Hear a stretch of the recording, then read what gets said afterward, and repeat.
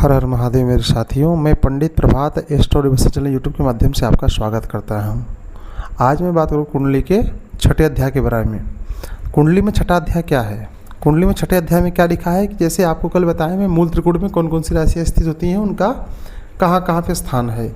तो आज हम ये बताएंगे कि कौन सी राशि किसके साथ कहाँ बैठती है, तो वह कितने अंश तक देखती है। अंश का भी ज्ञान होना जरूरी है।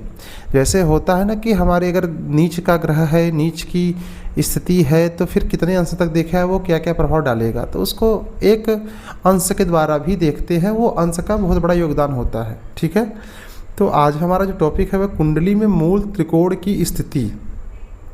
अगर ग्रह मूल त्रिकोण में है तो क्या स्थिति में कितने अंश तक देखेंगे, अगर त्रिकोण में नहीं है तो भी कितने अंश से कितने अंश तक देखेंगे। इसमें मैंने सूर्य, चंद्रमा, मंगल, बुध, गुरु, शुक्र, शनि, इन 7 ग्रहों को दिखाया है, राहु और केतु को छोड़कर। राहु केतु को आपको समझाने के लिए अलग से हम बताएंगे, क्योंकि उसमें विद्वान की कुछ अलग अलग अपने अपने मत हैं। तो हर विद्वान के अलग अलग मत के अनुसार उनके अलग अलग अपने अपने अंश की व्यथा बताते हैं। तो जो जरूरी था 7 ग्रह के बारे में, सूर्य, चंद्रमा, मंगल, बुध, गुरु, शुक्र, शनि, इनको मैंने बता दिया। और राहु केतु पर अनेक प्रकार की विवाद और मत हैं, इसलिए मैंने उसको अभी नहीं बताया आपको। ठीक है, आगे भी चल के आपको समझा देंगे, थोड़ा सा हम इसमें आपको बता देंगे उसके बारे में, घबराइए मत। ठीक है, अगर सूर्य ग्रह व्यक्ति के कुंडली में सिंह राशि में स्थित है, मतलब अपने ग्रह में स्थित है, तो वह 1 अंश से 20 अंश तक देखेगा। बहुत ध्यान से सुनना आप इस चीज़ को। सूर्य ग्रह अगर अपने राशि सिंह राशि में स्थित है तो वह 1 अंश से 20 अंश तक देखेगा। ठीक, अगर चंद्रमा ग्रह वृषभ राशि में स्थित है, ठीक है, किसी दूसरे राशि में स्थित है, दूसरे ग्रह में जाकर बैठा है वह, तो वह 4 अंश से 30 अंश तक देखता है। अगर मंगल अपने ग्रह में बैठा है तो वह स्वक्षेत्र में काम करता है, स्वतंत्र होता है। ठीक है, तो ऐसी स्थिति में वह ग्रह 1 अंश से 18 अंश तक देखता है। ठीक है, अगर बुध ग्रह कन्या राशि में बैठी है, मतलब अपने घर में बैठी है, तो वह 1 अंश से 15 अंश तक देखता है। ठीक, वैसे ही गुरु धनु राशि में बैठी है, क्योंकि गुरु का स्वामी है बृहस्पति और धनु राशि का स्वामी भी है गुरु। ठीक, बृहस्पति। ठीक, तो वह अगर अपने घर में बैठा है तो वह 1 अंश से लेकर 13 अंश तक देखेगा। ठीक, वैसे ही शुक्र तुला राशि में अगर बैठा है तो वह 1 अंश से लेकर 10 अंश तक ही देखता है। ठीक, शनि एक ऐसा ग्रह होता है जो अगर अपने घर में बैठा है, स्वक्षेत्र में स्वतंत्र रूप से बैठा है, तो कितने भी दृष्टि अपनी घुमा ले, वह किसी प्रकार से किसी भी ग्रह पे कितनी भी दृष्टि घुमाए, वह कुंभ राशि में अगर बैठा है शनि, तो वह 1 अंश से लेकर के 20 अंश तक देखेगा। इसमें ध्यान से देखिएगा, इसमें सिर्फ आपको मैंने एक ही बताया कि मूल त्रिकोण में स्थित चंद्रमा, अगर वृषभ राशि अगर किसी अन्य ग्रह में जाकर के बैठी, वृषभ राशि कहाँ है, दूसरे नंबर, द्वितीय भाव को वृषभ राशि बोलते हैं। चंद्रमा अगर द्वितीय भाव में जाके बैठा है तो वह 4 अंश से लेकर 30 अंश तक देखेगा।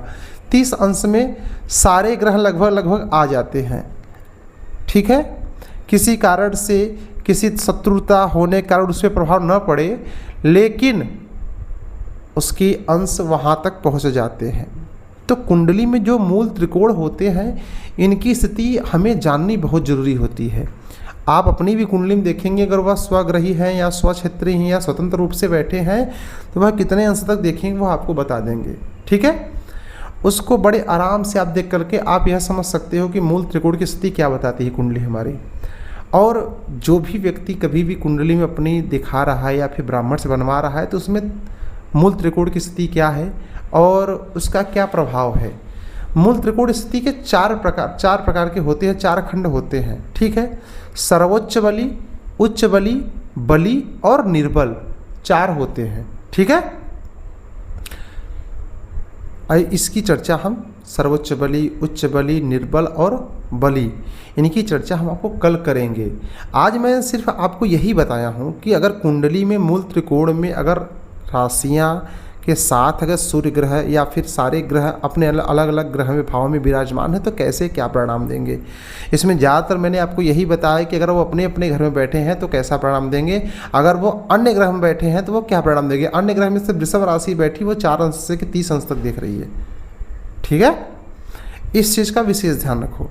कभी भी किसी जातक को कुंडली बनवाना हो या फिर दिखवाना हो किसी भी माध्यम से वह हमारे इंस्टाग्राम चैनल पंडित प्रभात दुबे 101 पर आकर वह हमसे संपर्क कर सकता है और बेहिचक बिना कुछ सोचे समझे वह डायरेक्ट हमको मैसेज करके हमसे वह बात कर सकता है। अपनी डिटेल्स दे करके आप अपने कुंडली के बारे में हर एक समस्या या फिर विशेष विश्लेषण, उपाय, पूजा, व्रत, उद्यापन, कैसे क्या करना है वह व्यक्ति पूछ सकता है, ठीक है।